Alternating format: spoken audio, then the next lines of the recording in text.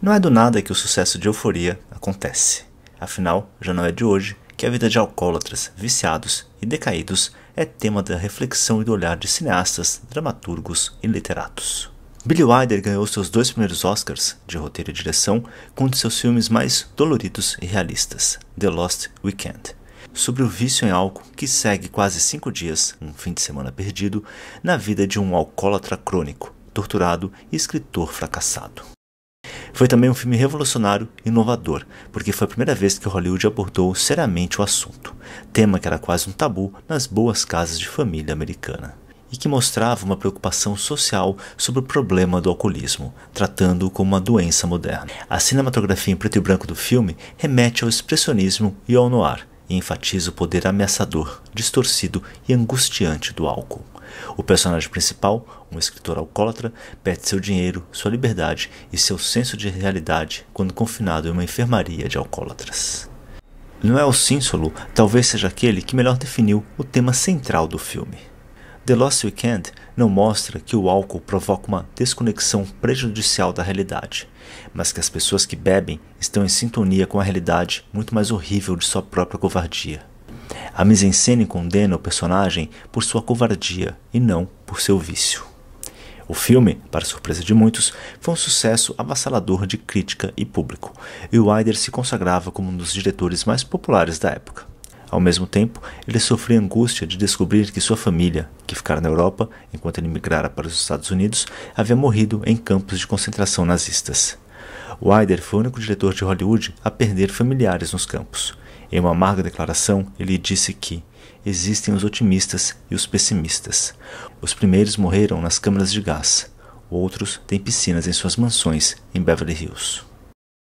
Os 3 filmes seguintes de Wilder comporiam o que se conhece como a trilogia fantasma: A Valsa do Imperador, A Mundana e um dos maiores filmes do cinema sobre o cinema, Sunset Boulevard ou O Crepúsculo dos Deuses.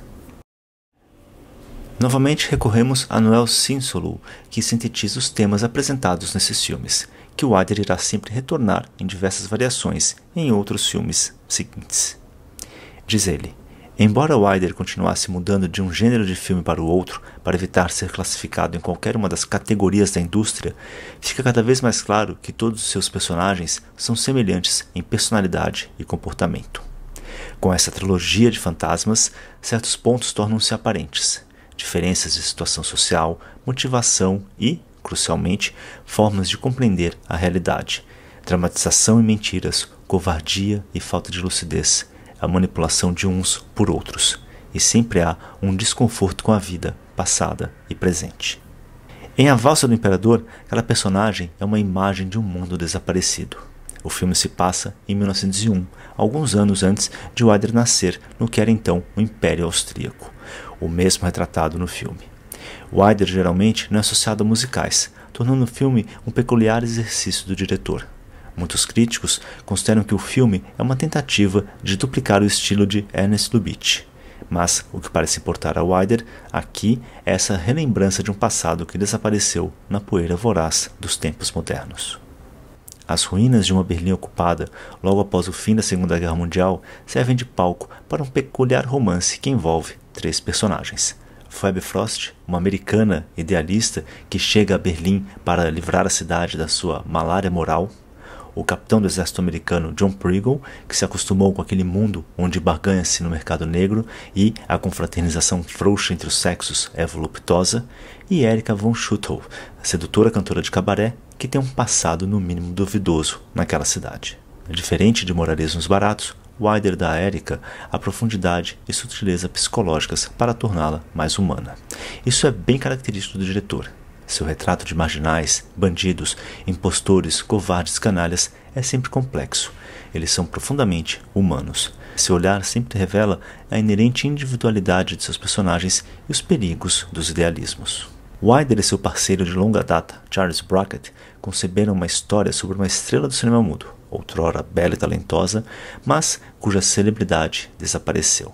O roteiro de Sunset Boulevard começou a ser escrito em 1948, e Wilder e Brackett estavam determinados a manter o roteiro em segredo, devido à natureza peculiar do projeto, e ele era conhecido sob o título de A Can of Beans. A ideia original sobre uma estrela de cinema mudo na então contemporânea Hollywood surgiu alguns anos antes, quando Wilder rabiscou uma ideia em um pedaço de papel. A estrela do cinema mudo comete assassinato. Quando a prendem, ela vê as câmeras do noticiário e pensa que está de volta aos filmes. A história bizarra começa quando o seu protagonista, o escritor e narrador do filme, aparece morto em uma piscina. O personagem conta uma história sobre a sua própria morte, que envolve vários aspirantes a Hollywood e estrelas, todos tentando voltar ou fazer sucesso pela primeira vez. Wilder mostra ao público que Hollywood não consiste apenas em brilho e glamour. Em vez disso, ele revela o ventre sórdido da besta. Considere a cena de abertura, onde o título aparece na sarjeta, virtualmente no esgoto, em vez de uma placa de rua alta e nobre. Placa essa que será mostrada mais tarde, quando a polícia vem correndo para a mansão de Norma para cobrir o assassinato de Joe, os dois personagens centrais dessa história. Esse tom sórdido do filme aparece inclusive no nome da personagem principal, Norma, que foi derivado de Mabel Normand, uma comediante do cinema mudo que teve um caso com William Desmond Taylor, um dos primeiros diretores de cinema mudo com mais de 50 filmes no currículo. Taylor foi assassinado em 1922 e Mabel foi implicada, mas nunca condenada pelo assassinato não resolvido dele, e o escândalo arruinou a sua carreira. Em Sunset Boulevard, Wilder mostra o que ele acredita ser a verdade sobre Hollywood.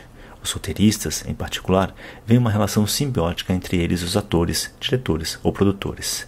No entanto, como Joe Gillis descobre, o relacionamento se mostra parasitário e até canibal. Essa relação é a verdadeira natureza de Hollywood. E, como bem disse o crítico Brian Eggert, eis uma representação magistral de como Hollywood é uma série de ilusões extravagantes, um conto que desmistifica o glamour e o fascínio da fama. Sunset Boulevard distorce todas as noções da idade de ouro de Hollywood e as transforma em um pesadelo inquietante. Happy in my harvest home, walking the floors with the ghosts all alone. Happy that I'm made of stone, the grief that causes my cause to atone. Now black is a color, black is my name. I need something to help me chase the devil away. The house on fire will fill you. I want nothing to say. The sky